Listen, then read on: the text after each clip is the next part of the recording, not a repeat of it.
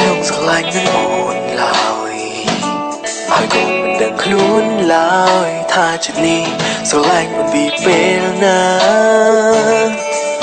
ធ្លាប់តែជាមនុស្សដែលមិនស្គាល់មិនខ្វាយមិនខ្វល់នឹងស្នេហាស្រឡាញ់លេងមិនដែលយកជាការតែពេលនេះមានអារម្មណ៍ថាដូចស្រឡាញ់សង្សារខ្លួនឯងពេលដែលអូនមិនខ្វល់បងឈរក្នុងចិត្តពេលអូនមានគេស្និទ្ធបងក៏លួចប្រថាពេលនៅឆ្ងាយចិត្តនឹងខ្លាំងពេលនៅចិត្តដូចរឹងខ្លួនបងមិនចេះត្រអូនក៏មិនចេះត្រតែពេលនេះដល់ក៏មិនត្រមិនបានអូនតែប្រងអើយមិនរឹងតែយកប្រាំធ្វើខ្លាំងនឹងបានមកជាអន់ជាងស្រីខាងខ្លួនឯងនឹងហេតុអ្វីក៏ប្រព្រឹត្តពីមនុស្សដែលមកក្រំគេត្រង់រាល់ថ្ងៃ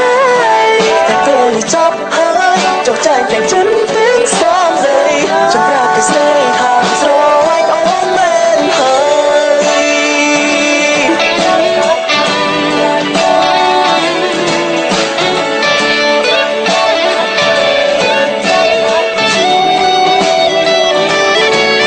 ចុះលែកណាំមិនដែលលឺដូចស្នេហ៍សងសាខ្លួនឯងតែសម្រាប់ខ្ញុំផ្សេងព្រោះខ្ញុំមិនដែលស្រឡាញ់អ្នកណាទេធ្លាប់តែជាមនុស្សដែលមិនស្គាល់មិនខ្វាយមិនខ្វល់នឹងស្នេហាស្រឡាញ់លេងមិនដែលយកជាការ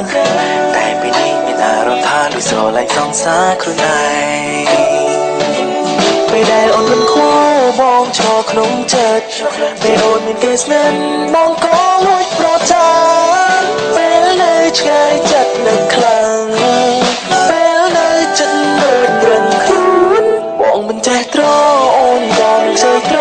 តែពេលនេះដល់ក៏មិនត្រមិនបាន